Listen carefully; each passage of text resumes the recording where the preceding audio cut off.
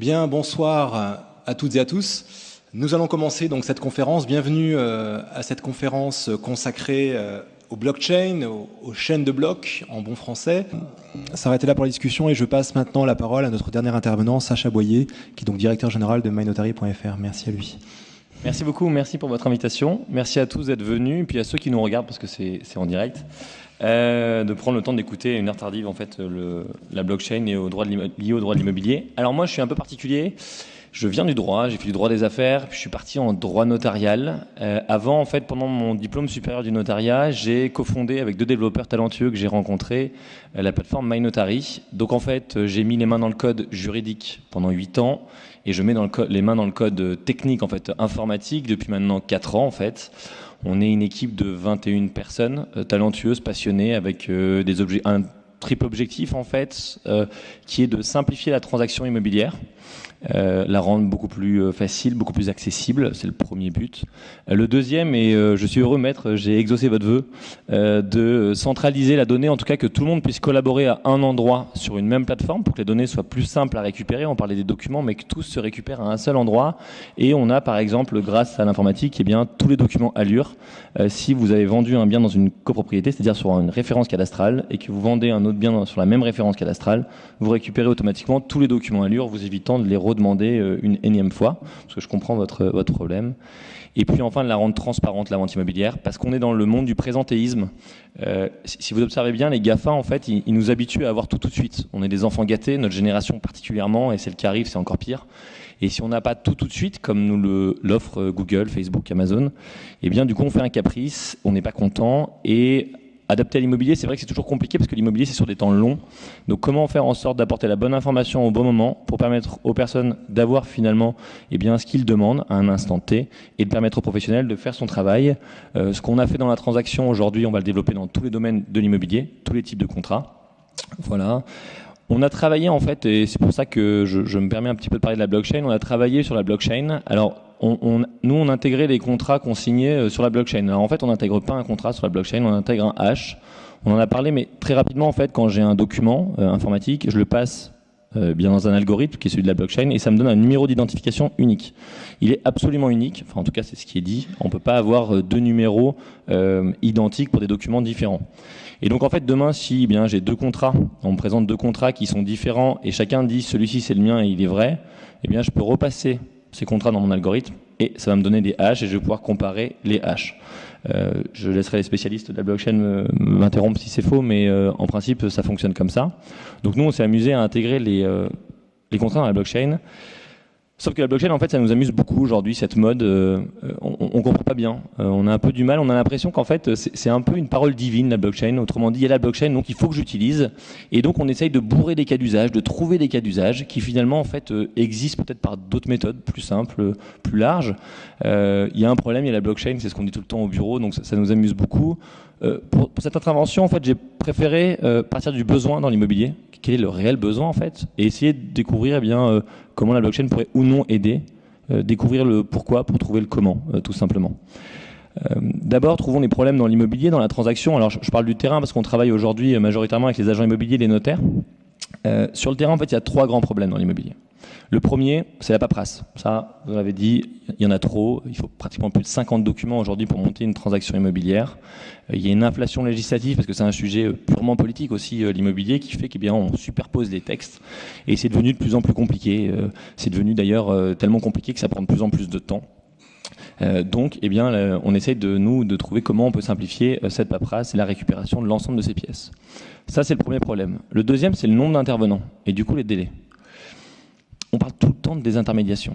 On a dit les agents immobiliers vont disparaître, les notaires vont disparaître, les banquiers vont disparaître. Bref, il y a 3 ans, tout le monde devait disparaître. Nous, on pensait exactement l'inverse. Et ça s'est passé. Personne n'a disparu. Là où on avait un agent, on en a 2, on a des chasseurs d'appart. Et d'ailleurs, les agents prennent de plus en plus de place dans l'immobilier. Là où on avait un notaire, on en a 2. On a toujours les banques, les assurances, puis sont rajoutés des courtiers. Il y en a de plus en plus des courtiers. Sont rajoutés aussi dans la location les assurances pour les garanties locatives. Ça n'existait pas, ça existe, c'est un interlocuteur en plus. Et en fait, on se retrouve avec une multitude d'intervenants, les diagnostiqueurs, les syndics, qui tous en fait ont un langage un peu différent et qui parlent tous aux clients. J'ai un exemple qui est très simple. L'agent immobilier parle du compromis, là où le notaire parle de promesse. Alors ça peut paraître très bête en fait, mais pour un client qui ne comprend pas grand-chose à la transaction, ça le perd. Et quand on lui dit vous allez signer votre compromis et l'autre lui dit vous allez signer votre promesse, lui il est déjà perdu. Et en fait c'est un peu à l'image de ce qui existe dans l'automobile. Ouvrez le capot d'une voiture aujourd'hui et pour les bricoleurs je pense que c'est terminé. Vous pouvez ranger votre caisse à outils, vous la bricolerez plus votre voiture. L'immobilier c'est devenu un peu pareil. C'est tellement compliqué qu'on a besoin de pros en fait, on n'y arrive plus. Donc ça c'est le deuxième problème. Et puis le troisième, et je l'ai dit, c'est le présentéisme, ce besoin du tout de suite. Comment offrir aux clients de l'immédiateté. Alors est-ce que la blockchain finalement est une solution à chacun de ces trois problèmes? Le premier c'est la simplicité. Est-ce que finalement ça va me permettre de simplifier ma paperasse? Je vais prendre un cas qui est assez parlant dans la blockchain, c'est l'argent. Je vais le matérialiser. Je peux donner 20 € à quelqu'un, matériellement c'est simple. J'identifie la personne à qui je le donne, j'ai l'argent puisque je l'ai et je peux lui le donner. Maintenant je vais faire pareil, ici c'est chez moi, je vous le donne. Ça ne marche pas. On ne parle pas de la même chose en fait. Quand on parle d'argent, on parle d'un bien fongible, qui est le bien le plus liquide qui existe. Quand on parle d'un bien immobilier, on parle d'un corps certain. On parle d'un corps en fait où il va falloir regarder toutes les opérations qui convergent sur ce bien, qui sont liées à ce bien. Est-ce qu'il y a un locataire? Est-ce qu'il y a une hypothèque? Est-ce que le contrat de mariage ou l'acte de donation que j'ai signé impacte ce bien? Une fois que le professionnel déjà a réuni ces documents et a travaillé là-dessus, les a lus, les a interprétés, il va falloir passer sur le bien en tant que tel. Est-ce que ce bien, il y a de la pollution? Quels sont les diagnostics? Quelle est la copropriété? Comment elle est organisée? Quels sont les prix? Les charges de copropriété. Une fois que j'ai fait ça, que je suis certain du bien dont je parle et des éléments qui portent sur ce bien, encore faut-il maintenant que je parle des parties. Est-ce que le vendeur est bien propriétaire? Parce que là, je l'ai donné, mais je ne suis pas propriétaire. Comment va acquérir l'acquéreur? Est-ce qu'il va le faire via un contrat de mariage qui sera établi au préalable? Est-ce qu'il veut l'acheter via une société? Et on voit bien en fait que le vendre en 6 minutes, mais c'est une hérésie en fait, ça ne peut pas marcher. Tout ce travail, qui va le faire? Et c'est qu'une fois que j'ai fait ce travail que le notaire aujourd'hui, le tiers de confiance, va rédiger un acte qu'on dit adapté à la volonté des parties, avant de recevoir les parties pour vérifier qu'elles sont capables et qu'elles ont compris ce à quoi elles s'engageaient. Et ça n'est qu'enfin que l'acte est publié à la publicité foncière. Alors, ce n'est pas une condition de validité que l'acte soit authentique, on l'entendait tout à l'heure. Vous pouvez signer une vente entre deux personnes, sans qu'elle soit authentique, elle sera valable. Ce n'est pas un acte solennel, la vente immobilière. Néanmoins, vous ne pourrez pas la publier à la publicité foncière. Donc, vous ne pourrez pas l'opposer au tiers. Parce qu'en fait, on est parti du principe, et c'est assez évident, je trouve, on ne peut publier à la publicité foncière que ce qui est vrai. Et le professeur Mekil disait, ce qui est vrai, c'est ce qui vient d'un officier, en tout cas quelqu'un en qui on a conféré le pouvoir d'avoir l'autorité publique. Et donc on voit bien que cette blockchain, elle n'a pas du tout la compétence pour faire de la transaction immobilière. Et j'ai l'impression que parfois on essaye de faire rentrer dans un carré des ronds. Ça ne marche pas en fait, ça ne fonctionne pas. Alors je suis désolé en fait pour ceux qui travaillent sur des sujets comme celui-ci, mais moi personnellement je n'y crois pas, ou peu en tout cas, parce que le travail qui est le plus difficile en amont, c'est d'avoir un dossier, de rédiger un contrat, et après, et Maître Piquet l'a plutôt bien expliqué, on signe avec les parties, et ça prend pas beaucoup de temps. Et même le cadastre, beaucoup disent qu'on pourrait remplacer le cadastre par la publicité foncière. Bon, aujourd'hui, il y a encore des personnes qui vérifient les informations pour que ce qui va dans la publicité foncière soit bien cohérent. Et puis surtout, est-ce que souvent il y a eu un hack de la publicité foncière? Qui a entendu parler d'une publicité foncière qui s'est fait hacker? À quoi ça sert de changer ce qui fonctionne en fait aujourd'hui? Il n'y a pas vraiment de besoin en fait. Le besoin n'existe pas. Ça, c'était le premier point. Le deuxième, c'est simplifier le partage entre les différents intervenants. Alors là aussi, peut-être que Maître Piquet, j'ai une solution pour un de vos problèmes et j'y arriverai dans pas très longtemps. Alors aujourd'hui, en fait, on se partage tous des documents.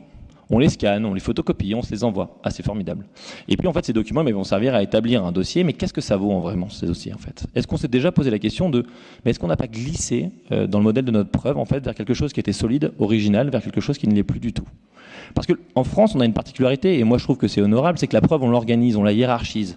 Au sommet, vous avez l'acte authentique, et puis en dessous, vous avez l'écrit, qui est une preuve parfaite, qui lie le juge, qui garant de la sécurité en fait. Quand vous signez un contrat, vous êtes sûr qu'il ne sera pas remis en cause. Mais c'est quand même formidable, là, par rapport au modèle anglo-saxon où tout est tout le temps remis en cause par le juge, c'est quand même plutôt agréable d'avoir une certitude. Sauf qu'en fait, les documents scannés, c'est des commencements de preuve. Des commencements de preuve qui ne lient pas le juge. Et le juge peut demain demander de présenter un original. Sauf que l'original, on le sait aujourd'hui, il est falsifié. Il est falsifié, on falsifie avec des outils, c'est très simple, c'est accessible à tout le monde. Les certificats médicaux, on falsifie les compromis, on l'a dit. On falsifie fiches de salaire. Les jeunes qui ont récemment loué un bien, je pense qu'ils ont tous falsifié leur fiche de salaire puisqu'ils n'ont pas le choix malheureusement. Bref, la falsification, elle est à la portée de tout le monde et on va vers une explosion de la falsification des documents.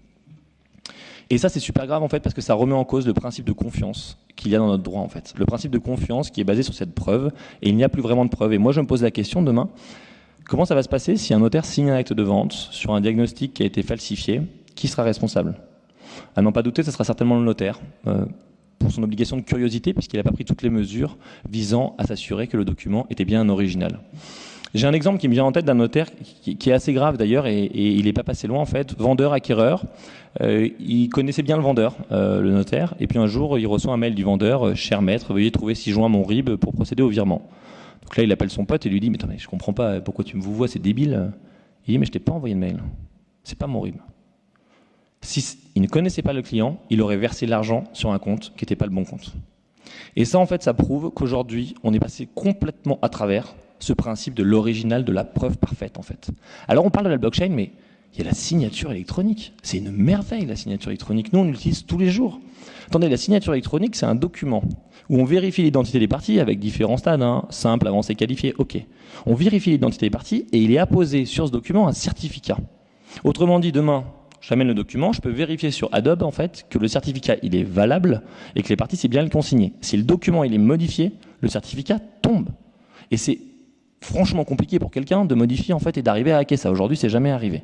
Donc on parle de beaucoup de choses, mais d'abord la signature électronique, ça marche bien. On a eu le cas, on a eu un compromis qui a été modifié. Et déjà par qui, ça sert à pas grand-chose. On a eu du coup des parties qui sont arrivées qui m'ont dit c'est marrant, le compromis que j'ai reçu, c'est pas le même que j'ai signé. Donc bien sûr, tout le monde a dit ça y est, MyNotary, vous falsifiez des contrats, etc. Nous, on est arrivé avec le contrat qui était signé en ligne puisqu'il y avait le certificat qui était attaché. Et on a dit le seul qui est vrai, c'est celui-ci, c'est lui l'original en fait. Du coup, l'histoire s'est arrêtée, tout est tombé, et on savait quel était le document original. Et heureusement, en fait, qu'on avait le certificat. Donc, il ne faut plus qu'on pense signature. La signature, c'est mort en informatique. Il faut qu'on pense certificat. Et ça amène, ça amènera un autre point, mais je viendrai après. Après, il y a un deuxième point aussi, c'est tout ce qui est la blockchain. Alors, la blockchain, je ne vais pas être complètement négatif non plus. Il y a des sociétés comme ContractChain, j'apprécie beaucoup ce qu'ils font, et ils sont là d'ailleurs, où ils vont permettre en fait d'ancrer dans la blockchain des documents qui ont été vérifiés par toutes les parties. Comme ça, on est sûr que le document dont on parle, c'est exactement le document qu'a vu tout le monde. Il me corrigera si je me trompe, mais en tout cas, ça permet de s'assurer de la validité d'un document. Ça, c'est un exemple. Et puis, il y a un troisième exemple, les notaires justement, où on croise signature électronique, parce que les notaires, quand vous signez électroniquement, il y a un certificat qui est attaché. Ouais, mais il y a un problème sur ce certificat, c'est qu'il périme dans le temps. Au bout de 5 ans, pour l'instant, c'est pas réglé. Et le mettre dans la blockchain, ça permet d'être sûr que le document sera conservé dans des temps beaucoup plus longs. Voilà un autre cas d'usage de la blockchain. Donc la blockchain, elle ne simplifie pas le partage, ça certainement pas. En revanche, ce qu'elle va faire, et ça c'est plutôt important, elle va faciliter en tout cas la sécurité, pourquoi pas, de l'échange entre les différents intervenants, mais il y a d'autres outils comme la signature électronique très accessible et très évoluée aujourd'hui. Moi, ça m'amène quand même à 2 réflexions assez importantes.